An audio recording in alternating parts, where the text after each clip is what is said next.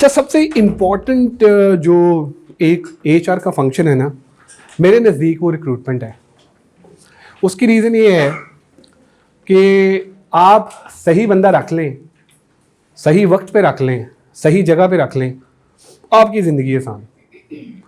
But ये होता बड़ा मुश्किल है। मुश्किल इन द सेंस ये होता है कि हमारे यहाँ दो तरह के इदारे काम करते हैं। One is structured organization, second is unstructured organization. Structured organization होती है MNCs, multinational companies, Metro, cash and carry, Nestle, coke, structured organization. Second is unstructured organization. वहाँ पे रिक्रूटमेंट का प्रोसेस डिफरेंट है और स्ट्रक्चर्ड में रिक्रूटमेंट का प्रोसेस डिफरेंट है। सबसे पहले हम ज़रा इसकी डेफिनेशन देख लेते हैं कि रिक्रूटमेंट सिलेक्शन होता क्या है। What is recruitment?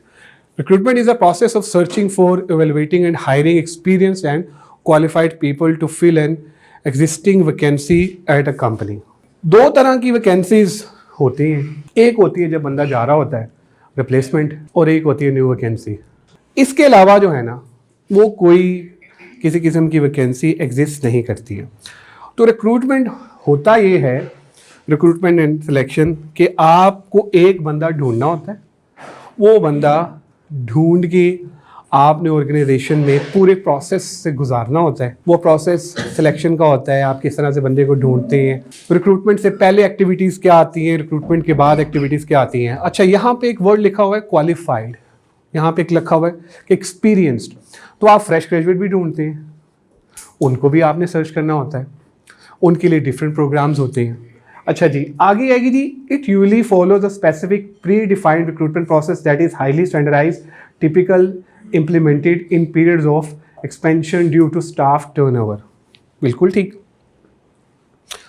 Unstructured organisation की हम बात करते हैं। आजकल एचआर वालों को एक बड़ा चैलेंज आता है, यार टर्नओवर बहुत हाई है, लोग बड़ा छोड़ के जा रहे हैं।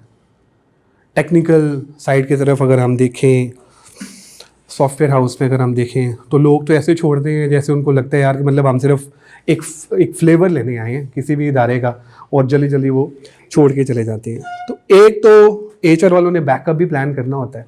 तो रिक्रूटमेंट कई इदारों में it's a on going process. आपको एक बड़ी मज़े की बात बताता हूँ। टेक में मेरा टोटल आई थिंक कोई 2 से 3 साल का एक्सपीरियंस है, बाकी ओवरऑल 20 साल का। कई जगहों पे रिक्रूटमेंट एक सेपरेट डिपार्टमेंट है और एचआर सेपरेट डिपार्टमेंट है। अब आपका सवाल ही होना चाहिए कि क्यों भाई, क्यों? There is a reason, there is a logic, और हम आगे जाके उसको डिस्कस भी करेंगे। अच्छा, हमने बात की रिक्रूटमेंट की, अब हम ज़रा बात करते हैं टैलेंट एक्विजिशन। मोर लेस हैं ये सेम, लेकिन एचआर जैसे पहले पर्सनल था तो अब वो कन्वर्ट कर दिया गया एचआर में। इसी तरह रिक्रूटमेंट था, अब वो आगे टैलेंट एक्विजिशन। अब आपने देखा होगा बड़ी लेविश किस्म की, बड़ी ज़बरदस्त किस्म की डेजिग्नेशंस आती हैं, head of talent acquisition and OD, ठीक है, हेड ऑफ रिक्रूटमेंट मैनेजर। तो उन्होंने कहा जी यार रिक्रूटमेंट को बजाय आप टैलेंट एक्विजिशन करें। अब रोल जो है ना वो इवॉल्व हो गया। टैलेंट एक्विजिशन है जी, talent acquisition is similar to recruitment in the sense that is share that same aim of finding the best people to work for your company. उधर हमने ये देखा कि रिक्रूटमेंट में हम कह रहे थे कि एक प्रोसेस से हम गुजारते हैं किसी कैंडिडेट को, क्वालिफाइड कैंडिडेट को, उसके बाद हम एक्सपीरियंस कैंडिडेट को हम ढूंढते हैं। तो टैलेंट एक्विजिशन ये कहता है कि सेम है जिस तरह रिक्रूटमेंट है, लेकिन same finding the best people to work for your company. Best बंदा आपने रखना है। इतने ज़्यादा लोग होते हैं, कैसे आप आइडेंटिफाई करते हैं, कौन से टूल्स होते हैं, किस तरह आपको पता चलता है कि यार ये बंदा जो है फिट है मेरी ऑर्गेनाइजेशन के लिए? कौन कौन से टूल्स होते हैं जो आपको लगता है कि बड़ा हेल्प करते हैं, सपोर्ट करते हैं? Any idea? हाँ, और साइकोलॉजिकल टूल्स, हाँ, एप्टीट्यूड टेस्ट, ठीक है। अगर ये सारी चीज़ें होती हैं तो हम ये क्यों कहते हैं यार इस बंदे का एटीट्यूड ठीक नहीं था? आपको होता है recruitment is a process. Personal life में आपको थोड़ा समझाता हूँ। शादी होती है किसी खातून की, वो जाती है वहाँ पे, सब शादी से पहले बहुत अच्छे मिलते हैं, बड़ा अच्छा लगता है, मिठाई खा रहे हैं, खाने हो रहे हैं, दावतें हो रही हैं। शादी के बाद वो जाती है, वो देखती है क्या हो गया, ये मेरे साथ क्या हो गया। I mean there is a process. Personal life को उसके साथ ज़रा देखें, रिक्रूटमेंट, वहाँ पर भी जाके आप आइडेंटिफाई कर रहे होते हैं यार कि यार ये तो पहले एचआर वालों ने मुझे दिखाया कुछ और था और ये बाद में कुछ और आया। तो आई मीन उसको हम एम्प्लॉयर ब्रांडिंग कहते हैं। लेकिन एम्प्लॉयर ब्रांडिंग जो होती है वो इससे लिंक करती है रिक्रूटमेंट से। आगे जाके हम उससे उसको भी डिटेल में पढ़ेंगे कि वो है क्या। आपने कैंडिडेट को वो बताना वो है, दिखाना वो है जो एक्चुअल है, क्योंकि in the end you are responsible. ऐसे ही है। लेकिन बात यह है कि देखें, in the end you are responsible for this. अगर आप उसको एक झूठ दिखा के जो कि एक्चुअल नहीं है, मिसाल के तौर पे एम्प्लॉयर ब्रांडिंग में आपने क्लेम किया लिंक्डइन पे, आपने फेसबुक पे क्लेम किया कि आप मेडिकल इंश्योरेंस, हेल्थ इंश्योरेंस देते हैं, और वो आ गया, कहाँ है यार, हमने सिर्फ लिखा था वहाँ पे, हम देते नहीं है। पॉसिबल नहीं हो सकता ना। In the end you are responsible, क्योंकि आप उसके ऑफर लेटर में, अपॉइंटमेंट लेटर में आप ये चीज़ें लिख रहे हैं। मैं सिर्फ आपसे रिक्वेस्ट ये कर रहा हूँ कि अगर कुछ इदारे ऐसा कर रहे हैं तो आपने वैसा नहीं करना। ओवरऑल जो आपकी रियलिटीज़ हैं, जो चीज़ें हैं, वो आपने बतानी है। आपको यही पता होगा कि कई जगहों पे लोग ऑफर लेटर ही देते हैं, कई जगहों पे लोग अपॉइंटमेंट लेटर्स ही देते हैं। आप मांगे तो वो कहेंगे हमारी पॉलिसी नहीं है। हाँ, वी डोंट हैव पॉलिसी, लेकिन लॉ ये कहता है और आपकी रिक्रूटमेंट की प्रैक्टिस ये कहती है कि आप उससे कांटेक्ट भी करें, अपॉइंटमेंट लेटर भी दें, ऑफर लेटर भी दें, लेकिन नहीं देते।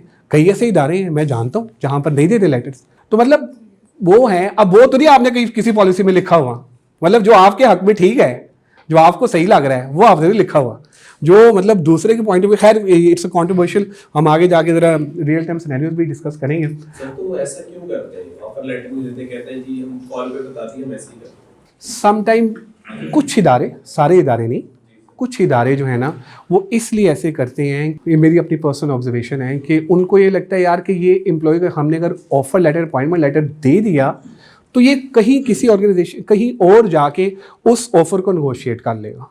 पहला चीज़ तो ये हो गई, करंट ऑर्गेनाइजेशन में। दूसरी चीज़ ये है, मैं एक बहुत बड़े ब्रांड, रिटेल ब्रांड में कंसल्टेंसी कर रहा था, तो वहाँ पर भी यही था। मैं रोज़ सीईओ के पास जाऊँ, मैं कहूँ सर हमने ऑफर लेटर देना है, दिस इज़ अ कॉन्ट्रैक्ट हमने बनाना है, अपॉइंटमेंट लेटर, नहीं वी डोंट नीड दैट। कहते सर वाई यार कल को हम पे कोई केस कर देगा। मैंने कहा सर केस कैसे कर सकता है कोई आप पे? नहीं, अपॉइंटमेंट लेटर हमने दिया। असल में होता ही है कि आप अपॉइंटमेंट लेटर में क्लॉजेस, चीज़ें लिखते हैं ना। प्रोविडेंट फंड आपने इंप्लीमेंट नहीं किया होता, अपॉइंटमेंट लेटर में आपने लिखा होता। ग्रेजुटी आपने इंप्लीमेंट नहीं की होती, EOBI, सोशल सिक्योरिटी आपको देनी है, आप नहीं देंगे तो जाके वो आप केस कर देगा। तो इसलिए लोग जो हैं, इदारे, जो बड़े बड़े इदारे, मैं ऐसे अनस्ट्रक्चर्ड ऑर्गेनाइजेशन, बड़े इदारों को जानता हूँ जो कि इससे ग्रेज करते हैं। वो ये कहते हैं यार हमने ये चीज़ें जो है ना वो नहीं देनी। अच्छा, मेरा जो मेन ऑब्जेक्टिव है आपके साथ, प्रैक्टिकल के साथ हम प्रैक्टिकल चीज़ें ज़्यादा डिस्कस करें, वो ज़्यादा हमारे लिए इफेक्टिव है। अब जैसे देयर इज अ सिनेरियो कि यार ऑफर लेटर हम नहीं दे रहे हैं, लोग नहीं देते हैं, क्यों नहीं देते? देयर इज़ अ रीज़न कि यार लोग क्यों नहीं देते। भाई आपने बिल्कुल सही फरमाया कि यार ये मेन रीजंस हैं जिसकी वजह से लोग जो हैं वो कहते हैं, बड़े बड़े इदारे कहते हैं यार हमने नहीं देना। खैर जी, आगे आइए। जो अपॉर्चुनिटीज़ मार्केट में आ रही हैं, रिक्रूटमेंट और वास्ट हो रही है, रोल इवॉल्व हो रहा है। कई जगहों पे टेक्निकल रिक्रूटर्स हायर किए हैं, टेक में पर्टिकुलरली। ग्लोबलाइजेशन, हम यहाँ बैठ के हायरिंग किसके लिए कर रहे हैं? टर्की के लिए। हायरिंग कहाँ कर रहे हैं हम? अमेरिका के लिए। हायरिंग किसके लिए कर रहे हैं? UK के लिए। जिसको हम हायर कर रहे हैं उसको नहीं पता मैं पाकिस्तान से कॉल कर रहा हूँ, उसको ये पता है कि ये वहीं बैठा है उस कंपनी का। हम रियल टाइम एग्जांपल लेते, मैं एक इदारे में, सॉफ्टवेयर हाउस में काम कर रहा था, तो मैं उसे कॉल कर रहा था, hi this is Hasan Raza, I am calling from blah blah company, so you are interested? होगा हाँ, यस आई एम इंटरेस्टेड। तो जो आपका रोल जो है वो बड़ा होता जाता है, इसलिए आपका जो एरिया है वो रिक्रूटमेंट का वो भी बड़ा होता है। टेक्निकल रिक्रूटमेंट, इसके ऊपर हम आगे जाके एक सेशन है हमारे शॉपिस्तान के जो डायरेक्टर HR उनके साथ भी हम आगे टॉक रखेंगे। Technical recruitment is another subject जो रिक्रूटमेंट से बिल्कुल सेपरेट है। ये मेरी सदफ़ यहाँ बैठी हुई हैं, ये टेक्निकल रिक्रूटमेंट कर रही हैं, कल्बे यहाँ बैठी हुई हैं, ये टेक्निकल रिक्रूटमेंट कर रही हैं। आपके पास डिफरेंट पोजीशन है टेक्निकल की। आपके पास पोजीशन ही नहीं है कि एडमिन मैनेजर आपने रखना है, एडमिन ऑफिसर रखना है, आपके पास पोजीशन है RO इंजीनियर रखना है, स्टैक्स। तो आपका रोल और ब्रॉडर होता है। अच्छा, सबसे ज़्यादा importance recruiter / talent acquisition slash technical recruiter कहाँ मिलती है? सबसे ज़्यादा जो मैंने अभी तक देखा है सॉफ्टवेयर हाउसेज। मेरे पास थोड़े दिन पहले एक बंदा आया, उसने कहा जी हसन भाई मुझे बताएं मैंने जॉब चेंज करनी है, मैं कहाँ करूँ जॉब चेंज? मैंने कहा यार सॉफ्टवेयर हाउस में कहीं ज्वाइन कर लो तो भाई ज़िंदगी आसान हो जाएगी। है तो मुश्किल लेकिन ज़िंदगी आसान हो जाएगी। लाइन मैनेजर आपसे ही पूछता है, जो डेली सिंक होती है, डेली सिंक में क्या बना, क्या अपडेट्स हैं, तो आप आगे से कहते हैं कि अभी चल रहा प्रोसेस। फिर कैंडिडेट्स की तरफ से बड़े चैलेंजेस आते हैं, ऑफर लेटर एक्सेप्ट करके नहीं आते। These are the real time scenarios, और ये सारा का सारा रिक्रूटमेंट में होता है। ऑफर लेटर एक्सेप्ट करेंगे और फिर आप उन्हें कॉल करते हैं, मैसेज करते हैं, जिस दिन उन्होंने ज्वाइन करना हो ओके नहीं आ रहे हम। तो ये एक चैलेंजेस रिक्रूटर को आते हैं रियल टाइम, जो कि उसको फेस करने पड़ते हैं। अच्छा जी, अब आ जाएगी 3 main functions of recruitment processes are attract a pool of suitable candidate, deter unsuitable candidates from applying, create a positive image of the organization. शुरू में ना ये बड़ा होता था, लोग कहते थे यार सीवी इकट्ठे कर लो, ये रिक्रूटमेंट है। कॉल करो जी दानियल चीमा साहब को, कॉल करें जी इकबाल साहब को, हाफिज़ बिलाल साहब को, तीनों मेरे साथ यहीं बैठे हुए हैं। मैं ये कह रहा हूँ कि हम कॉल करते थे तो सीवीज आ जाते थे। अब ये सिनेरियो नहीं है, अब रोल चेंज हो गया। अब रोल ये है LinkedIn, there is a tool. पहले मैं समझता था लिंक्डइन बस मतलब है थोड़ा सा 2005-6 में जब हम ऐसा यूज़ किया। Now there is a LinkedIn recruiter, LinkedIn lite. कितने लोग जानते हैं कि लिंक्डइन रिक्रूटर नाम की कोई चीज़ है? हाथ खड़ा करें। कितने लोग यूज़ कर रहे हैं? कितने लोग यूज़ कर रहे हैं? यूज़ कितने लोग कर रहे हैं? आप भी करें use, wonderful. And LinkedIn light आप भी यूज़ करें। आगे बुलियन सर्च का कितने लोगों को पता है? What is Boolean search? अब ये एक टूल है कैंडिडेट को ढूंढने का। हम क्या करते थे, फ़ोन कर लेते थे rosie.pk, यार बड़ा अच्छा टूल है, वहाँ से ढूंढ लो, इंडीड है वहाँ से ढूंढ लो। अब जो रोल इन्वॉल्व हो रहा है, तो अब ऑर्गेनाइजेशन जो है वो डिफरेंट टूल्स की तरफ जा रही है, ऑनलाइन टूल्स। वो देखते हैं कितने लोगों ने एप्लीकेशन ट्रैकिंग सिस्टम यूज़ किया, ATS। आप मनाटल, हाँ ठीक है, जोहो नहीं यूज़ किया कोई? तो अब डिफरेंट एप्लीकेशन ट्रैकिंग सिस्टम जो हैं वो आ रहे हैं, वो लोग यूज़ करते हैं। अच्छा, आने वाले टाइम में वैसे मैं आपको फॉर योर इन्फॉर्मेशन, क्योंकि हम रिक्रूटमेंट की बात करें, CV और रिज्यूमे ख़त्म हो जाएगा। हम कैंडिडेट को लिंक्डइन के प्रोफाइल से ढूंढेंगे, ये याद रखिएगा। रीज़न है लोग डरते हैं कि मैं CV दे दूंगा तो करंट एम्प्लॉयर के पास पहुंच जाएगा। लिंक्डइन के प्रोफाइल तो पहुंच जाए, जिसके मर्जी पास पहुंच जाए। लेकिन आने वाले टाइम में व्हाट आई थिंक दैट कि जो लिंक्डइन की प्रोफाइल है वही मेन काउंट करेगी। अच्छा जी, create a positive image of the organization कैसे बनता है? एक टेक्निकल रिक्रूटर कैसे पॉजिटिव इमेज बनाता है ऑर्गेनाइजेशन का? Any guess? रिक्रूटमेंट के लिए एक बंदा आ रहा है, एम्प्लॉय एक्सपीरियंस। हाँ, सबसे पहले जब कैंडिडेट एंटर होता है किससे मिलता है? सिक्योरिटी गार्ड से। Yes, agreed. वो एम्बेसडर होता है। और जब कैंडिडेट एंटर होता है, सबसे पहले वो सिक्योरिटी गार्ड को, अच्छा जो कैंडिडेट होता है वो ऊपर से लेके नीचे देखता है कैंडिडेट कि यार ये कैसा है। तो फर्स्ट इंप्रेशन आपका, वहीं से जर्नी स्टार्ट हो जाता है आपके पॉजिटिव इमेज का। अमूमन क्या होता है कई जगहों पे, सिक्योरिटी गार्ड जो होता है, मैं आपको real time scenarios, I share the real time scenarios. Security guard जनाब सिगरेट लगा के बैठे हुए हैं, उनकी भी मजबूरी है, चाय का कप हाथ में पकड़ा हुआ है। कई दफ़ा यूनिफॉर्म अच्छा होता है, कई दफ़ा नहीं होता, मजबूरी है, मिलता ही। तो फर्स्ट इंप्रेशन कैंडिडेट का जो होगा ऑर्गेनाइजेशन के बारे में वो ख़राब हो जाए। ही वाज राइट कि सिक्योरिटी गार्ड जो है वो ही फर्स्ट इंप्रेशन आपका डालता है। इमेज, आप उसको बुलाते हैं सिक्योरिटी गार्ड को, पहले तो एडमिन वाला आपकी तरफ देखता है ना कि तुम्हें क्या ज़रूरत पड़ी सिक्योरिटी गार्ड को बुलाने की, क्योंकि वो उनके एम्बेड में होता है ना। फिर वो बुलाते हैं, आप उसे कहते हैं यार कि प्लीज़ इसको ज़रा समझाएं, बताएं कि चीज़ें ठीक नहीं है। फिर वो आता है, आके सिक्योरिटी गार्ड थोड़ी देर के लिए समझता है, 2-3 दिन वो ठीक रहता है, चौथे दिन फिर वो वैसे हो जाता है। फिर आप उसके पास जाते हैं, मतलब आप उसको हैमरिंग करते हैं, आप उसको समझाते हैं यार कि तुम ज़रा ठीक रहना। फिर कैंडिडेट अंदर एंटर होता है, आप उससे मिलते हैं, जिस तरह आपने ड्रेसिंग की है। अच्छा, इससे पहले भी एक प्रोसेस है। इससे पहले प्रोसेस ये है कि इंटरव्यू तक लाना भी एक बड़ी कामयाबी होती है। आजकल ये पर्टिकुलरली जो हम सॉफ्टवेयर हाउसेज में जो हम काम कर रहे हैं, लोगों के पास अपॉर्चुनिटीज़ बहुत ज़्यादा हैं। मैं इसको रिलेट करूँगा आपको रियल टाइम एग्जांपल से।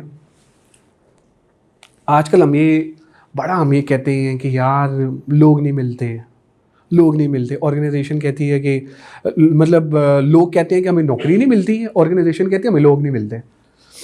देयर इज़ अ रीज़न क्या है? रिक्रूटमेंट के पॉइंट ऑफ व्यू से मैं आपको बताऊंगा।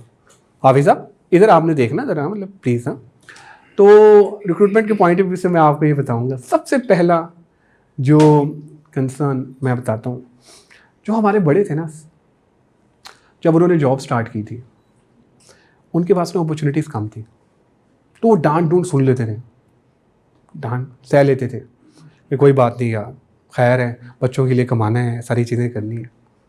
फिर हम बड़े हुए, हमने जॉब्स की, तो जब हमने जॉब की तो थोड़ी सी अपॉर्चुनिटीज़ निकली, लेकिन हमने भी सह सू लिया कि यार ठीक है यार, कर लेंगे मैनेज, कुछ ना हो समहाउ, चलो यार देख लेते हैं।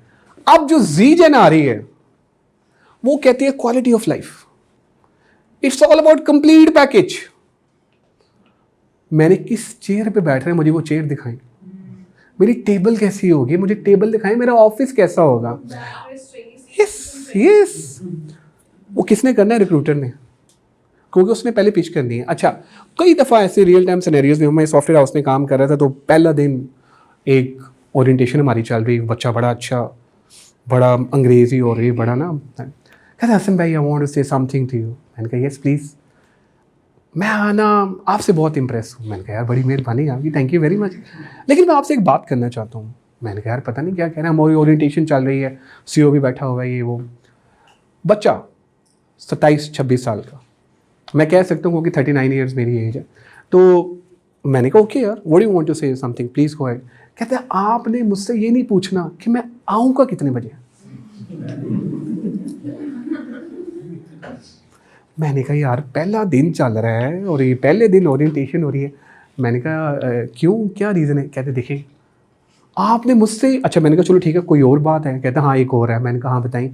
आपने मुझसे ये भी नहीं पूछना कि मैं काम कैसा कर रहा हूँ। फिर मैंने उसकी तरफ देखा, मैं आता हूँ आपकी तरफ। फिर मैंने उसकी तरफ देखा, मैंने अपने सीईओ की तरफ देखा। थोड़ी देर के लिए ना मुझे फील हुआ लिटरली कि शायद हमने हायरिंग ठीक नहीं की, थोड़ा सा ना फील हुआ। लेकिन क्योंकि फिर बाद में ना मुझे एहसास हुआ कि ये जी जेन है। जी जेन को क्वालिटी ऑफ लाइफ चाहिए। वो ये कहता है कि मुझसे पूछना नहीं। अच्छा हमने ना 3 महीने एज ए केस स्टडी उस पर काम किया, उस लड़के पे। एक दिन नहीं था जब वो टाइम पर आया, हमेशा लेट। लेकिन क्योंकि वो हमारा सॉफ्टवेयर हाउस है तो उसमें हम कुछ इतना नहीं, वर्किंग आवर्स हैं तो उसमें हम कर लेते थे, फ्लेक्सिबल वर्किंग आवर्स है। लेट ठीक है, नो प्रॉब्लम। हम देखा यार इसकी ना परफॉर्मेंस चेक करते हैं कि परफॉर्मेंस क्या ले जी। अच्छा उसने हमें कहा था कि आपने मेरी परफॉर्मेंस देखनी है तो क्लाइंट से फीडबैक लें। ठीक है, वो गोरा था, उसकी अंग्रेज़ी बड़ी अच्छी थी लड़के की, वो गोरे के साथ डायरेक्ट काम कर रहा था। हमने क्लाइंट से फीडबैक लिया, फीडबैक ज़बरदस्त, मतलब काम वो अच्छा कर रहा है। लेकिन एक उसकी बंदे की वजह से मेरी पूरी ऑर्गेनाइजेशन का माहौल ख़राब हो। बाकी लोग कह रहे हैं यार हमें भी आप ही ऐसा टाइम। खैर in that we have fix it, but as a recruiter this is an important aspect कि हम देखें कि हमने ऐसे केसेस को कैसे मैनेज करना है। हमने सेल पिच तो बड़ी अच्छी कर दी है, हम ले आए उसको, हायर भी कर दिया। Now there is an issue retention, हम रिटेन कैसे करें उसको, तो ये आपके लिए इम्पॉर्टेंट है। अच्छा पॉजिटिव इमेज जो मैंने आपको कहा, हम बाहर किसी इदारे में जाते हैं, हम एज ए ब्रांड एम्बेसडर जाते हैं। आप यहाँ बैठे हैं, रिवाज के हेड ऑफ HR हैं, कल्बे हैं, एमरल्ड लैब से मिस सदफ़ हैं, क्रेसेट से मुसेरा हैं, दानियल चीमा साहब हैं, यहाँ पे कंपनी का नाम मुझे भूल गया है। तो आई मीन डिफरेंट एम्बेसडर्स हैं हम यहाँ पर। जिस तरह लोगों से बिहेव करेंगे, जिस तरह हम लोगों से बात करेंगे, इम्पैक्ट पड़ेगा हमारी ऑर्गेनाइजेशन पे। हम कुछ गलत बात कह रहे होंगे, यार देखो वो फलां ऑर्गेनाइजेशन का बंदा आया था, वो ऐसा गया था। अच्छा ग्लास डोर रिव्यूज़ कितने लोगों को पता है? ग्लास डोर रिव्यूज़ में देयर इज़ अ वेबसाइट जहाँ पर आप जाएं, किसी भी इदारे के बारे में आप कुछ भी कह दें, वो रिकॉर्ड कर लेगा। नहीं, Google is different. Glass door जो है वो सिर्फ और सिर्फ ऑर्गेनाइजेशंस का है। आप वहां पर जाएं, वहां पर आप लिखें सर्विस सेल्स कॉर्पोरेशन या कोई भी इदारे का नाम लिखें, वो आपको जो है ना वो रेटिंग बताएगा कि इस टाइम इस इदारे की क्या रेटिंग है, और ऐसे ऐसे कलमात आपको मिलेंगे। अच्छा, मजे की बात है कि आप उसको डिलीट नहीं कर सकते। ग्लास डोर चाहे भी तो उसको डिलीट नहीं कर सकता, जो आपने लिख दिया, जो आपने लिख दिया। तो लोग क्या करते हैं, टेक्निकल रिक्रूटर, इमेज की बात बता रहा हूं मैं आपको, हम क्या करते हैं कि हम किसी कैंडिडेट को कॉल करते हैं, वो क्या करता है, लैपटॉप के सामने बैठा होता है, hi this is Hasan, I am calling from blah blah company. Okay जी, यार कहाँ से बोल रहे हैं, मैं इस कंपनी से बोल रहा हूँ। सीधा ग्लास डोर पे गया वो, भैया ठीक है ओके, यार भाई मैं यहाँ से बोल रहा हूँ यार, हमारे पास एक अपॉर्चुनिटी है, आप हमारे साथ काम करेंगे। हाँ ठीक है, कौन सी कंपनी, ये कंपनी ओके। लैपटॉप, आपकी कॉल चल रही है, पहली दफ़ा कॉल किया आपने उसको, और वो लैपटॉप पे जाके आपके रिव्यूज़ देख रहे हैं, और ठक उसने कहना है आपकी तो रिव्यूज़ अच्छे नहीं, आप तो सैलरी टाइम पर नहीं देते, आप तो लोगों को तंग करते, क्योंकि वहाँ पे रिकॉर्ड का हिस्सा है। और वहाँ रिकॉर्ड का हिस्सा है, फिर वो लॉन्ग टर्म हो रहा है। अच्छा, टेक्निकल रिक्रूटमेंट या रिक्रूटमेंट में आप इमेज के, अब क्या करते हैं लोग, आपने बंदे रखे लिंक्डइन पे, ज़बरदस्त किस्म की पहले दिन की एक फ़ोटो लगा दी, यार जी ज्वाइनिंग वन एम्प्लॉय, ज़बरदस्त है, उसको कोई गिफ्ट दिया। दिस इज अ जर्नी, जिस तरह अभी दानियल साहब ने बताया कि एक जर्नी सिक्योरिटी गार्ड से लेके बाकी लोगों तक, वो सारे का सारा आपका लिंक करता है पॉजिटिव इमेज के साथ। जैसे हम बहुत बड़े इदारों की बात करते हैं, पहले दिन आप जाते हैं, वो पहले दिन लोगों को बड़ा यादगार रहता है यार कि बड़ा अच्छा था, प्रॉपर ओरिएंटेशन थी, रिक्रूटर ने हमें टाइम दिया, एचआर वाले ने हमें समझाया बताया, जिस तरह चीज़ें चलती रही और आगे बेहतर चलती रही। फिर आप रिव्यूज़ डालते हैं, आपने देखा कई इदारों में ना ओरिएंटेशन फीडबैक फॉर्म होता है, पहले दिन आप ओरिएंटेशन देते हैं, फिर उसको आप रेट करते हैं कि क्या है, वो रिकॉर्ड का हिस्सा होता है, आपकी फाइल में लगता है। ये सारी चीज़ें ऐड हो रही होती हैं आपके पॉजिटिव इमेज में ऑर्गेनाइजेशन के। ये कोई बता सकता है इंटरनल रिक्रूटमेंट और एक्सटर्नल रिक्रूटमेंट क्या होती है? तो मैं आपको बता रहा था कि इंटरनल, जिस तरह आप लोगों ने बताया कि जी प्रमोशंस होती हैं, कोई नया रोल आता है तो वो भी आप इंटरनली देख रहे हैं। एक्सटर्नल कोई ज़रूरत पड़ती है, किसी भी बंदे को हमने लाना है, कोई स्किल सेट ऐसा होता है जो ऑर्गेनाइजेशन में मौजूद नहीं होता, तो आपने नई पोजीशंस क्रिएट होती हैं, उस लेवल का आप बंदा लेकर आते हैं, तो फिर आप एक्सटर्नल जो है रिक्रूटमेंट वो करते हैं। हाँ, अब ये थोड़ा सा हम एडवांटेजेस देख लें कि एडवांटेजेस क्या है। Career plan for existing workers and moral, लोग खुश होते हैं, कोई हम इंटरनली रिक्रूट कर लें, लोग कहते हैं यार कि ज़रा हमें फ़ायदा हुआ है कि करियर प्रोग्रेशन है, आगे हमें प्रमोट कर रहे हैं, यार अच्छी बात है, विच इज़ वेरी गुड। लेकिन जब आप ये चीज़ कर रहे होते हैं तो उसका एक डिसएडवांटेज भी होता है कि एग्जिस्टिंग एम्प्लॉयज़ में not bring a new ideas to their new job. बाहर का बंदा आप लेकर आते हैं, बड़ा जोश और वलवला होता है, 3-4 महीने तो वो कहता है यार ज़बरदस्त, ऑर्गेनाइजेशन भी एक्सपेक्ट कर रही होती है, वंडरफुल, क्या रिसोर्स हमने रखा है। जिस तरह नई दुल्हन नहीं आती, नई बहू आती है, उसको ऐसे प्रोटोकॉल मिलते हैं, हालांकि उसको पता नहीं होता कि मेरे साथ 6 महीने बाद क्या होनी है, तो ऐसे 3 महीने आपके गुजरते हैं, आप कहते हैं यार क्या बात है, मतलब ज़बरदस्त। सीईओ भी आपको मिल रहा है, सीईओ कह रहा है यार hey man hi how are you, sir all is well perfect. तो 4 महीने के बाद आप कहते हैं यार सीईओ मुझे बुला ही नहीं रहा, वो ही नहीं लगा रहा, पता नहीं क्या रीज़न है। हमारा अलमिया क्या है, मैं अक्सर अपने इंटरव्यूज़ में कह चुका हूँ, हमारा अलमिया ये है कि हम बंदे को रख के डिसाइड करवाते हैं कि हमने उससे करना क्या। हमें पहले पता ही नहीं होता कि हमने उससे करवाना क्या। एक ऑर्गेनाइजेशन में काम कर रहा था, तो इसकी वजह ये है कि इसकी वजह मैं आगे बता तो बिल्कुल ड्यू टू सम एक्सटेंट। दूसरी मैं आपको वजह बताता हूँ, सेठ साहब नया पैसा आया हुआ है, हर जगह पे पैसा आ रहा है। सेठ साहब का एक दोस्त है, उसने कहा यार ये देखो हसन रज़ा, मैं एक से कर रहा हूँ, बड़ा ये मतलब बड़ा अच्छा बोलता है, ट्रेनिंग्स और ये वो ना, मैं इसको तुम्हारे पास भेज रहा हूँ। सेठ साहब के पास बैठ गया, हसन रज़ा वैसे ही फनकार आदमी, वो वहाँ जाके बैठ गया। मैंने कहा ठीक है ओके जी, चांस मिल रहा है। कहा जी सर कि यार मुझे बताओ कि एचआर के और बाकी, हसन रज़ा ने बता दी, एचआर या किसी और ने ABC ने बता दी। सेठ साहब ने कहा यस यार he is the right person, लेकिन उसके नीचे 2 ऑलरेडी राइट पर्सन काम कर रहे हैं। हमें क्लैरिटी नहीं होती है, हमें ना बड़ी ज़ोर से ना जोश और जज्बा आया होता है रखो। असल में हम जब किसी बंदे को रखते हैं तो हम सिर्फ और सिर्फ 2-3 चीज़ें देख रहे होते हैं, recruiter plus CEO। Unfortunately one is the communication skills, literally अच्छी हैं, इंपॉर्टेंट हैं। सेकंड जो मैं समझता हूँ कि खैर रोल टू रोल ये डिफ़र भी करती हैं कि यार ये मेरी ऑर्गेनाइजेशन में वैल्यू क्या ऐड कर सकेगा। अगर ये कहीं जाके कोई बात करता है, खड़ा होता है, तो कितने लोग इसको जानते हैं, सुनते हैं, और इसको एक्चुअल काम की बात नहीं हो रही है अभी फ़िलहाल। हाँ, ये सिर्फ उसकी पर्सनालिटी की कि यार ये किस तरह से कर रहा है और किस तरह की चीज़ें हो रही हैं। अच्छा, जब वो रख लेते हैं CEO साहब 4-5 महीने कि 6 महीने के बाद उनको एहसास होता है यार ये तो बंदा बड़ा महंगा था, मैंने क्या किया। उसमें सबसे इम्पोर्टेंट रोल है रिक्रूटमेंट वाले का और HR वाले का। भाई JDs बनाई, JDs ही नहीं होती, जॉब डिस्क्रिप्शंस नहीं होती, ऑर्गेनोग्राम नहीं होता। एक बड़ा कॉमन एक डॉक्यूमेंट है HR का, and that is employee requisition form. कितने लोग यूज करते हैं आप में से? कल में रोनो मैं आप भी नहीं। हाँ, रिक्विजिशन फॉर्म क्या होता है? रिक्विजिशन फॉर्म में क्या डिटेल होती है? HR बिजनेस पार्टनर है, उसका ERF क्या होगा? ERF हमने कब फिल करवाना होता है? पोजीशन फिल होने के बाद के पहले? पहले कितनी पहले? पोजीशन एडवर्टाइज करने से पहले क्या पोजीशन एडवर्टाइज करने के बाद?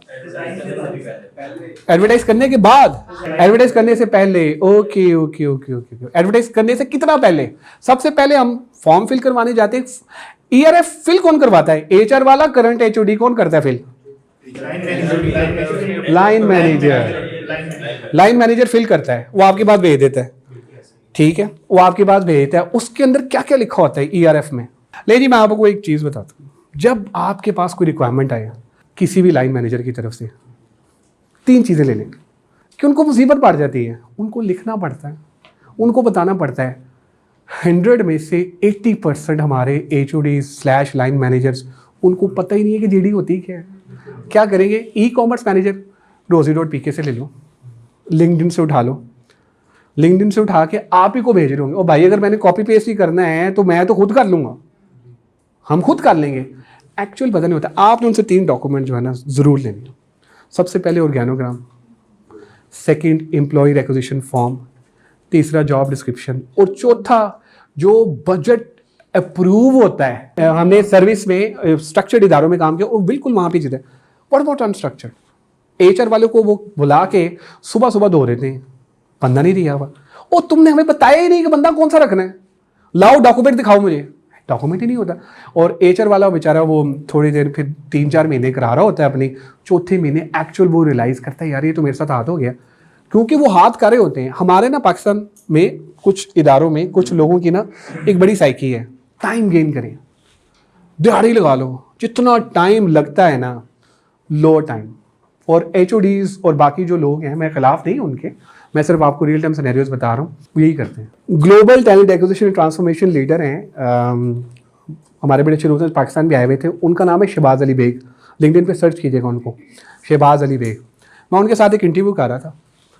इंटरव्यू में मैंने उनसे एक सवाल किया कि डू यू थिंक दैट ये जो बाइसनेस जो होती है ये हायरिंग में एग्जिस्ट करती है? बड़ा डिफ़िकल्ट क्वेश्चन है।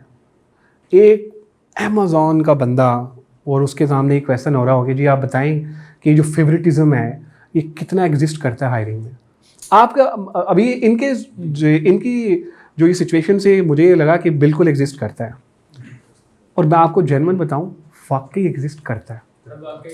मैं आपको ना रियल टाइम सिनेरियोज बताता हूँ, मैं आपको फिर समझाता हूँ ज़रा थोड़ा सा। मैंने उनसे ये सवाल किया, मैंने कहा सर आप बताएं कि जो लोग फेवरेटिज्म करते हैं, बाइसनेस होती है, लोग कहते हैं अपना बंदा रख लो, फलां जमात का रख लो, फलां मतलब रंग हो रहा है इसको रख लो, स्मार्ट है, आई मीन ये चीज़ें बताइए। उन्होंने कहा बिल्कुल होती है, लेकिन ये पूरी दुनिया में होती है, हमारे यहाँ नहीं हो रही, पूरी दुनिया में हो रही है। एक बड़ी फेमस रिक्रूटर है, technical recruiter, pep talk Pakistan के लिए मैं उनका इंटरव्यू करा था। उनका नाम है ट्रिशा चैपमैन, पता नहीं कुछ लोग आपके जानते भी हों, दुबई की है, वेरी फेमस, डॉलर्स में पैसे लेती है CV बनाने के।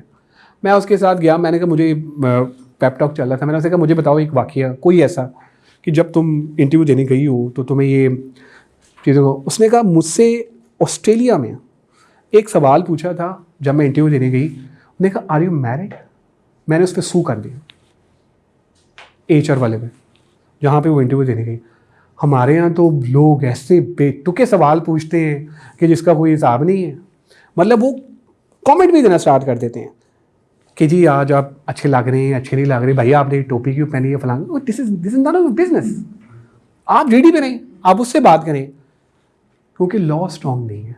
उसने ऑस्ट्रेलिया में सिर्फ एक सवाल कि आप शादीशुदा हैं, सो कर, वो जीत गई वो केस जीत गई। अब यहाँ पर हम पाकिस्तान में किसी को करें तो वो तो मतलब बेचारी, सबसे डिफ़िकल्ट है ख़वातीन के लिए जॉब्स करना पाकिस्तान में। नहीं, ओवरऑल आसान नहीं होता, मुश्किल है। खैर अच्छा, ये होता कहाँ है, मैं आपको ये बताऊँ कि इसी का हम एग्जांपल जो है वो लेते हैं अनस्ट्रक्चर्ड ऑर्गेनाइजेशन। स्ट्रक्चर्ड में भी होगा, मैं ये नहीं कहता क्वांटम कम होगा। कई दफ़ा HR मैनेजर्स या रिक्रूटमेंट मैनेजर्स को ये कॉल आती है, हेलो हम सुबह बंदा भेज रहे हैं, इसको रखो। आप नहीं रखते? मैं कैमरे के सामने कह रहा हूँ, नहीं रखते? मुझे बताइए रखते हैं कि नहीं रखते? आप रखते हैं ना? नहीं रखना चाहिए, मैं भी नहीं रखता। मैं अब पता क्या करता हूँ, एक बहुत बड़े CEO हमारे मतलब मेरी फ्रेंड में जानने वाले, उन्होंने एक बंदे को भेजा। उन्होंने कहा यार इसको अपने प्रोसेस से गुजारो, अगर तो ये ठीक है प्रोसेस में तो इसको रख लेना, वरना ना रखना। उस बच्चे को मैंने प्रोसेस से गुजारा, जॉब दी। जॉब देने के बाद वो बच्चा जो है 2 दिन के लिए गायब हो गया। मैं उसको फ़ोन कर रहा हूँ, नंबर बंद। मैंने फिर फ़ोन किया, नंबर बंद। मैंने पोस्ट डाली लिंक्डइन पे, मेरी वायरल भी हुई है, आप देखिएगा। तीसरे दिन उसका मुझे फ़ोन आया, मैंने फ़ोन उठाया, उसने फिर कहा सर आप हसन रज़ा बोल रहे हैं। मैंने कहा मैं तो इतने दिन से फ़ोन कर रहा हूँ, नंबर काट दिया। फिर मैंने चौथे दिन उसको फ़ोन किया, फ़ोन नंबर बंद, नंबर। मैंने कहा अल्लाह ना करे कोई एमरजेंसी हो गई हो। तो मैंने चौथे दिन उसको फ़ोन किया। मैं सिर्फ आपको एटीट्यूड की बात बता रहा हूँ कि रेफरेंस भी मरवाता है आपको कई दफ़ा। ले जी, चौथे दिन उसको बात हुई हमारी। मैंने कहा यार तुम्हारा फ़ोन कहाँ था? कहते सर वो ना गाड़ी में ना बंद पड़ा हुआ था तो मैं आपको रिप्लाई नहीं कर सका। मैंने कहा चलो। मैंने कहा यार तुम आ नहीं रहे? सर मेरे लिए ना लोकेशन बड़ी दूर है। तो मैंने कहा यार जब तुम ऑफ़र के लिए आए थे, हमने सब तुम्हारी चीज़ें कही थी, तब तुमने ये बताना था। सर तब मैंने सोचा था कि मैं मैनेज कर लूँगा, लेकिन समहाउ मुझसे मैनेज ना हो सका। मैंने कहा चलो ठीक है, okay, no problem, case closed. 1.5 महीने के बाद दोबारा उसकी कॉल आ गई, सर मैं आपको ज्वाइन करना चाहता हूँ। भाई क्यों? बस सर वो मैं कहा मेरी लोकेशन तो वही जो पहले थी, मैंने तो नहीं चेंज किया ऑफिस, अब तो मेरा ऑफिस वही है। सर मैं अब मैनेज कर लूँगा। मैंने कहा यार माजरत, अब अपॉर्चुनिटी नहीं है। लोगों ने मुझे लिंक्डइन पे धोया बाकायदा। उन्होंने कहा नहीं आपको हेल्प करनी चाहिए। मैंने कहा now we need to wake up call कि सम टाइम आपको कैंडिडेट को ये बताना पड़ता है यार फॉर ग्रांटेड आपने चीज़ें नहीं लेनी होती हैं। सबसे ज़्यादा नौकरी कौन बंदा करता है? जो पैशनेट होता है और जो ज़रूरतमंद होता है। थर्ड शौकिया भी होता है, जो लोग शौक से करते हैं, लेकिन आपके साथ, हाँ आपके साथ लॉन्ग टर्म जो हैं लोग वो चलिए, ये मेरा अपना पर्सनल ओपिनियन है, आप लोगों की राय डिफरेंट हो सकती है, लेकिन मैं अपने 20 साल के एक्सपीरियंस के ऊपर जो है वो मैं आपसे बात कह रहा हूँ कि ये है। अच्छा जी, अगला है recruitment from inside motivator for good performance और डिसएडवांटेज लोअर लेवल एम्प्लॉय में not have capacity required at the higher job, relatively easier assessment of applicants as information is available, high powered employee might not be able to wait long enough for their turn, political in fighting for promotions। जो internal लोग होते हैं ना, उनका आपको idea होता है, पता होता है, उनको आप असेस बड़ी जल्दी कर लेते हैं। लेकिन अब डिसएडवांटेज है, एक बंदे को आप प्रमोट करेंगे, दूसरा टांग खींचेगा उसकी, वो कहेगा यार ये क्या, एक ग्रुप बन जाएगा बाकायदा उसको गंदा करने के लिए, पॉलिटिक्स, बाकायदा पॉलिटिक्स बन जाएगी। और आपने ये स्ट्रक्चर्ड अनस्ट्रक्चर्ड ऑर्गेनाइजेशन में देखा होगा, जिसको आपने प्रमोट करना है ना, जिनसे आप प्रमोट कर रहे हैं उनका रवैया चेंज हो जाएगा। आप ये देखेंगे कि वही लोग जो हैं, जो उसके साथ खाने खाते थे या बैठते थे, देखते थे, नफरत करना स्टार्ट हो जाएंगे। वो कहेंगे नहीं, रिसेंटमेंट आ जाती है। हाँ, वो कहते हैं सर तो बाद से आके बहुत रीज़न क्या है? हमें किसी भी जगह पे manager slash boss slash leader बनना सिखाया नहीं जाता, कोई ट्रेनिंग नहीं है किसी भी इदारे में। आप किसी को बैकअप करना नहीं जानते। बैकअप के साथ व्हाट्सअप एक चीज़ और बड़ी इंपॉर्टेंट है, वो ये है कि आपने वो जिस तरह भी सक्सेशन प्लानिंग की बात की, there is a road map कि भाई तुमने ये ट्रेनिंग्स लेनी है, लम से ये करना है, फलां से ये करना है, तब तुम ये भाई यहाँ पे कर सकते हो। कितने लोग कर सकते हैं? तो वो क्या करते हैं, हमारे यहाँ अलमिया ये है, किसी को गंदा करके आप ऊपर आ जाए, किसी को गंदा कर लें आप समझेंगे ऊपर आ जाए। फैक्ट, लोगों ने अपनी मतलब इसके ऊपर उन्होंने अपने प्रॉपर एक एजेंडा बनाया हुआ है कि जी अगर हमने ऊपर आना है ना, दूसरे को कुचल के आना है। ऐसा बीइंग HR और बीइंग रिक्रूटर आपने ये देखना है, जब भी आप किसी की प्रमोशन कर रहे हैं देख रहे हैं यार कि ऐसा ना हो। तो these are the most important things. अच्छा, आउटसाइड रिक्रूटमेंट जो है, मैं वैसे दोनों ही करता हूँ। इंटरनल वैसे मैंने कम किया अपने करियर में, आउटसाइड मैंने ज़्यादा की, अपॉर्चुनिटीज़ ज़्यादा मिली हैं। जो लार्जर पूल ऑफ टैलेंट है ना, वो आपके पास अवेलेबल होता है। ऑर्गेनाइजेशन में आपके पास लोग कम होते हैं, उनका एक्सपोजर उतना नहीं होता, तो जो बाहर जो लोग होते हैं वो उस पोजीशन के अगेंस्ट उनके पास जो पूल है वो आपके पास ज़्यादा होता है। एक पोजीशन आप अप्लाई करते हैं, एक पोजीशन आप पब्लिश करते हैं लिंक्डइन पे, रोजी पे या डिफरेंट जगहों पे, कितने CVs जो हैं रिसीव होते हैं? एवरेज, रेलेवेंट इरेलेवेंट डाल के एवरेज नंबर 1000, यस 1000 प्लस, सारे मिला के, लिंक्डइन के भी मिला के, रोजी के भी मिला के। आसानी आपको ये होती है उसके अंदर कि आपको ना बहुत सारे लोग ऐसे मिलते हैं जो कि JD से मैच भी करते हैं, कुछ लोग ऐसे होते हैं जो कि इररेलेवेंट भी होते हैं। तो रिक्रूटर का काम होता है कि वो उसको शॉर्टलिस्ट करे। आसान नहीं होता। आप जब कोई भी जॉब पोस्ट करते हैं ना, I was in panel discussion, हम फास्ट में थे, तो वहाँ पे डिफरेंट लोग आए हुए थे। तो वहाँ पे एक क्वेश्चन एक बच्चे ने किया, उसने कहा जी कि आप हमें ये बताइए कि कितने एवरेज जो हैं स्टूडेंट पास आउट होते हैं और जॉब्स कितनी होती हैं। तो एक हम स्पेसिफिक जो हमारी टेक है उसके ऊपर बात कर रहे थे। आप यकीन माने उस पर्टिकुलर स्टैक में तकरीबन 40,000 बच्चा पास आउट होता है और उसकी पोजीशंस जो उस पर्टिकुलर स्टैक में जो काम कर रही हैं उसकी जो टोटल नंबर ऑफ पोजीशन हैं वो 500, 500, 40,000 में, बाकी बच्चा कहाँ जाएगा? And these are the facts जो कि हमने वहाँ बैठ के एनालाइज किया। मैं था और 3-4 और ऑर्गेनाइजेशन के सीनियर लोग थे, वहाँ बैठ के हमने ये देखा। फिर आप कहते हैं फ्रस्ट्रेशन, फिर वो करेगा क्या?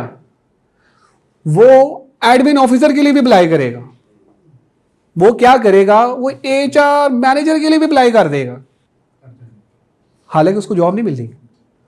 आप बीइंग टेक्निकल रिक्रूटर या बीइंग रिक्रूटर, आपकी रिस्पॉन्सिबिलिटी है कि आप देखें यार कि कौन सा बंदा है जो कि मेरे लिए फिट इन है। दूसरा इसका डिसएडवांटेज क्या है कि रिलेटिवली हायर कॉस्ट। आप बहुत सारे फॉरम्स यूज़ करते हैं, LinkedIn paid account, Rozee paid account, Indeed paid account, मुस्तकबिल.com पेड अकाउंट। तो बाकी सारी चीज़ें जो हैं वो आप इसके अंदर देखते हैं तो वो आपको थोड़ा सा महंगा पड़ता है। इंटरनल में वो महंगा नहीं पड़ता, एक्सटर्नल में आपको चीज़ें, हाँ टेक्निकल रिक्रूटर, हेड हंटर्स होते हैं वो लोग हैं। हाँ, रेफरल बोनस भी, yes referral bonus is I think somehow which is good, देना चाहिए ज़रा, उससे रिस्पॉन्स भी ज़रा अच्छा था, पर्टिकुलरली अगर हम टेक की बात करें। अच्छा जी, सेकंड है objectivity and extensive effort put into a process likely to lead to a better candidate selection. Somehow yes agreed, आपको एक अच्छा कैंडिडेट जो है वो मिल जाता है बाहर से, क्योंकि लोग आते हैं उनके पास नए नए आइडियाज़ होते हैं, जब आप उनको सिलेक्शन प्रोसेस से गुजारते हैं तो बेहतर होता है। Risky of getting the wrong person, yes. अच्छा, हम बड़े बड़े इंटरव्यूज़ लेते हैं, बड़े पर्सनालिटी असेसमेंट टेस्ट करते हैं हम, जब हम बंदा रखते हैं पता चलता है यार ये तो वो था ही नहीं, हमने गलत हायरिंग कर ली। कभी आप में से किसी ने ये सोचा, मैंने तो सोचा, बड़ी दफ़ा सोचा, लेकिन वो इन द एंड मैं आपको कंक्लूजन भी आपसे शेयर करूँगा कि मेरा क्या था। कभी ये सोचा यार ये गलती कहाँ हुई पूरे हायरिंग प्रोसेस में? गूगल। मैं आपसे यही अर्ज कर रहा हूँ कि जब हम रिक्रूटमेंट एंड सिलेक्शन पढ़ रहे हैं, हम रियल टाइम सिनेरियोज डिस्कस कर रहे हैं, कहाँ गलती होती है? कोई जाके आपने कहीं देखा हो यार कि कहाँ गलती होती है? हम अमूमन गलतियाँ करते कहाँ हैं? Let me share my experience with you. पहले तो हम जज करते हैं कि अंदर ही एंटर हुआ कैसे, पर्सनैलिटी कैसी है। दूसरा कम्युनिकेशन स्किल्स, जो कि इंपॉर्टेंट है इंटरव्यू के लिए, ये नहीं है। तीसरा हम असेस करते हैं यार कि मेरा ख्याल है ये ऑर्गेनाइजेशन में चल जाएगा। अच्छा, हम क्या करते हैं, हमने ना 2-3 इंटरव्यूज़ किए होते हैं अपनी लाइफ में, हम उसके साथ कंपैरिजन कर रहे होते हैं, यार ये मुझे लगता है ये वही है, ये वही आइडियल है। एक्चुअल में वो आइडियल होता नहीं है। अच्छा, सम टाइम लोग पर्सनल भी हो जाते हैं इंटरव्यू। वो ये कहता है यार, ये वो इंटरव्यू आगे से कह रहा होता है यार मैंने तो I have achieved these milestone in 3 years। ओ भाई, तुम्हें 3 साल लगे हैं, मैंने तो 10 साल में किया था। तो वो अपने एक्सपीरियंसेस शेयर कर रहे होते हैं। अच्छा, मैं आपसे ये कह रहा था कि आप गट फीलिंग पे बहुत सारे फैसले कर रहे होते हैं आप, क्योंकि बिहेवियरल बेस्ड बाकी सारी चीज़ें सिचुएशनल वो आपके पास होती नहीं है। आप ये कहते हैं रियल टाइम आया है, okay tell me about yourself, वो 3 मिनट लगा देते हैं tell me about your, oh wow ये तो वही है जो मैंने ढूंढा था, मतलब जो मैं सोच रहा था। उन्होंने कहा ठीक है ओके। सिचुएशनल बेस्ड इंटरव्यूज़ हम नहीं करते।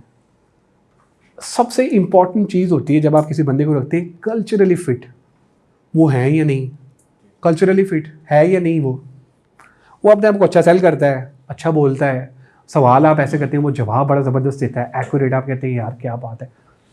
एक इंटरव्यू के अंदर आप किसी बंदे को जज नहीं कर सकते, जो कहता है ना कर सकते हो, भाई नहीं हो सकते।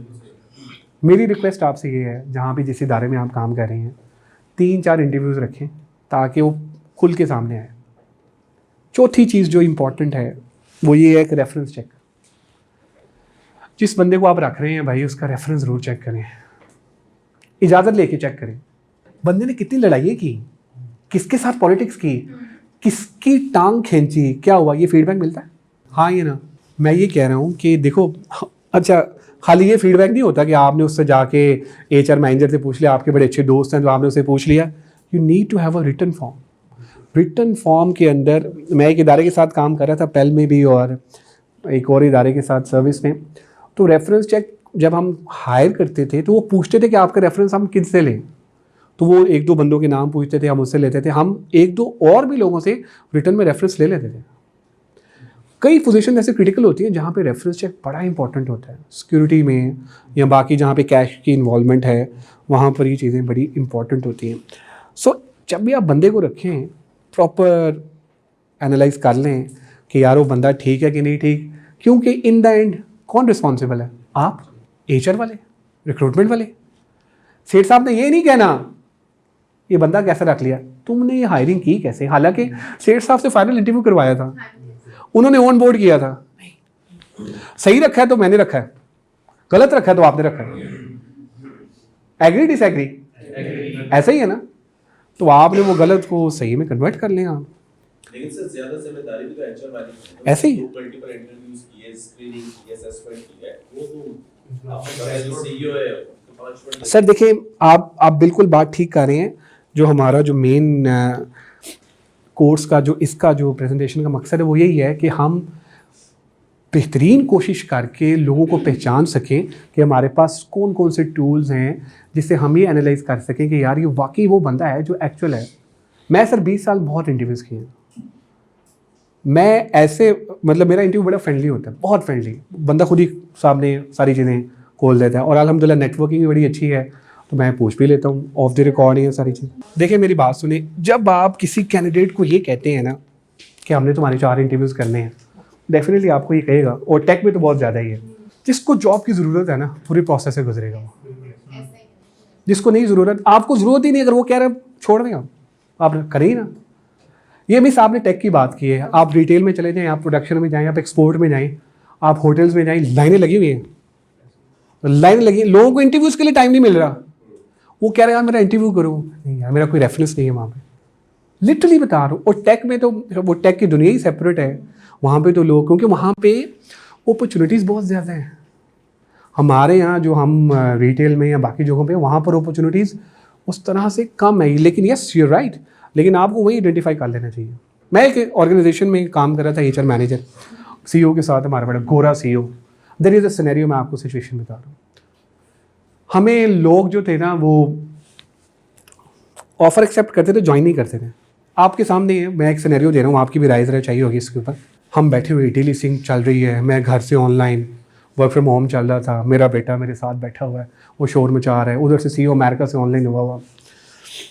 तो CEO साहब गुस्से में हैं, देखा यार 3 लोग हमें ज्वाइन नहीं किया अभी तक, आप लोगों का रिक्रूटमेंट प्रोसेस ठीक नहीं है, आप आइडेंटिफाई करें, देखें कि लोग हमें क्यों नहीं ज्वाइन कर रहे, ऐसा टूल लेकर आए कि पता चल जाए कि लोग ज्वाइन क्यों नहीं कर रहे। थोड़ी देर के लिए मैं चुप हो गया, मैंने कहा यार मुझे लगता है मुझे कोई गैबी इल्म पढ़ना पड़ेगा या ढूंढना पड़ेगा, मतलब मैं किसी के दिल में घुस के कैसे देख सकता हूँ कि यार वो मतलब है। What do you think that what is the solution of this particular problem? मुझे ये बताइए कि आपने कोई अपना डैशबोर्ड बनाया हुआ है जिसके ऊपर आप ये देख रहे हो कि मैंने कितने लोगों को कॉल्स की, कितने लोगों ने कॉल्स उठाई, कितने लोगों ने रिजेक्ट की, कितने लोगों ने ओके किया, कितने लोगों ने मुझे आंसर दिया और कितने लोगों ने मुझे कहा कि भाई आई एम नॉट इंटरेस्टेड। आपने बनाई हुई है? मुझे नहीं, हाँ एक्सेल शीट बनाई हुई है। हाँ क्यों बनाई है वैसे? वो बनाई क्यों है? अपने लिए नहीं, CEO साहब के लिए बनाई हुई है। जिस दिन CEO साहब को जाग गए ना उस दिन को अलग पता जाना है। HOD के लिए बनाई है। वो बुला कहते हैं क्या आप कर रहे हैं इतने दिनों से पोजीशन। हाँ सर ये देखिए हाँ। अच्छा 1 मिनट है जरा, देखिए मैं ना माइक्रो मैनेजमेंट के हक में नहीं कभी भी, और ये this is a micro management, लेकिन सेठ साहब कह रहे होते हैं बनाइए करें। आपको बहुत सारी चीज़ें उनके लिए भी करनी पड़ी होती है कि यार ये ठीक है। इन द एंड वो कह रहे होते हैं कि जी कि कितने लोगों को कॉल्स की, वो भाई इतने लोगों को कॉल्स की। रिक्रूटमेंट वाले का ये KPI होना चाहिए कि कितने लोगों को कॉल्स की उसने। देखिए मेरे नज़दीक अगर आप मुझसे पूछें, लोग कहते हैं यार कि जो पोजीशंस फिल नहीं होती वो हसन अदा से रब्ता करें, पोजीशंस फिल हो जाएंगी रिक्रूटमेंट के अल्हम्दुलिल्लाह। मेरे नज़दीक रिजल्ट काउंट्स, कितनी पोजीशंस आपने फिल की हैं, this is an important effort लगी है, एग्रीड इम्पॉर्टेंट, लेकिन most important is the positions. क्या हायरिंग लीड टाइम होता है एक पोजीशन को फिल करने का? हायरिंग लीड टाइम का पता है आपको क्या होता है? एक पोजीशन को फिल करने का हायरिंग लीड टाइम कितना होता है? भाई रिक्वायरमेंट कंपनी की हमेशा यही होती है कल उसे ऑनबोर्ड कर लें, तो ये हायरिंग लीड टाइम नहीं होता। 45 डेज, करेक्ट, 45 डेज। लेकिन कोई सेठ इसको मानने को तैयार नहीं, कोई HOD इसको मानने को तैयार नहीं। उसे नोटिस देना, यस। नोटिस के अलावा यार पूरा रिक्रूटमेंट का प्रोसेस है, वहाँ से आपने गुजारना नहीं। अच्छा आप क्या करते हैं, आपके पास रिक्वायरमेंट आती है, हपड़ तपड़ ये वो जल्दी आपने बंदा ऑनबोर्ड कर लिया, ऑनबोर्ड किया, चौथे दिन बंदा छोड़ के चला गया। वो आओगे यार ये तुमने क्या बंदा रखा था? सर आपने कहा था इसको जल्दी ऑनबोर्ड कराना है, हमने ऑनबोर्ड जल्दी में, आपका काम जो भी होएगा वो फिर इसी तरह से होएगा। इन द एंड कौन रिस्पॉन्सिबल? रिक्रूटर। कौन रिस्पॉन्सिबल? Technical recruiter. कौन रिस्पॉन्सिबल? HR वाले। तो ये हमारी जो जॉब है ना ये थोड़ी सी है ज़रा डिफ़िकल्ट। हम कई जगहों पे ना रिक्रूटमेंट / HR वाले, अमरीश पुरी, शक्ति कपूर से ये फेमस हैं हम, और फ्रंट एंड पे हाँ मोगैम्बो, हम फ्रंट एंड पे ये हो रहा है, लेकिन हमारे बगैर ऑर्गेनाइजेशन चल भी नहीं सकती अल्हम्दुलिल्लाह।